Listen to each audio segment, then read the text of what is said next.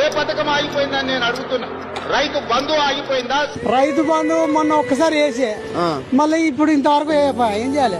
రైతు బంధు రాలే మొక్కలకు రేట్ లేదు.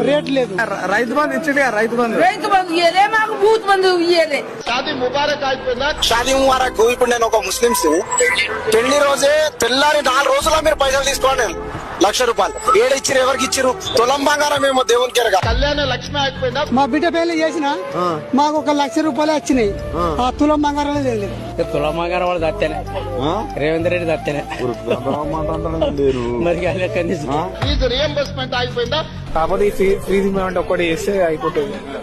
మాకు కొంచెం ఉంటే కానీ ఇప్పుడు చెప్పాలంటే ఫీజు అంటారు కానీ అనుకున్న టైంలో మొత్తం ఫీజు క్లియర్ చేయాలి, లేదా సగం అన్న కట్టాలంటారు. ఆ సగం ఫీజుకే మేము దంకలాడుతున్నాం అన్న. నిజం చెప్పాలంటే పార్ట్ టైం వర్క్లు చేసుకుని కాలేజీకి లేట్ అయ్యి చాలా మంది వర్క్. ఎగ్జాంపుల్ నేనే అన్నా, నేను పార్ట్ టైం వర్క్ చేసుకుంటా. ఉచిత కరెంట్ ఆగిపోయిందా? ఇప్పుడు నీళ్లు ఆగమాగం, కరెంట్ పోతాంది. కరెంట్ చక్కగా ఇయ్యడానికి మాకు ఎప్పుడో గుర్తు. కరెంట్ మాత్రం చక్కగా ఇస్తలేడు ఇప్పటికే. ఇంకా 2 ఏళ్ల వరకు ఇంకా ఉన్నదే పోతుందో.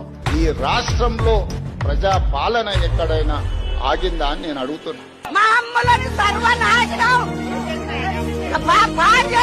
రేవంత్ రెడ్డి మా చేసక్కడానే వేలే కట్టినాలు కడుతున్నాగా పుస్తకాలు తెప్పిండు. చూసినవా?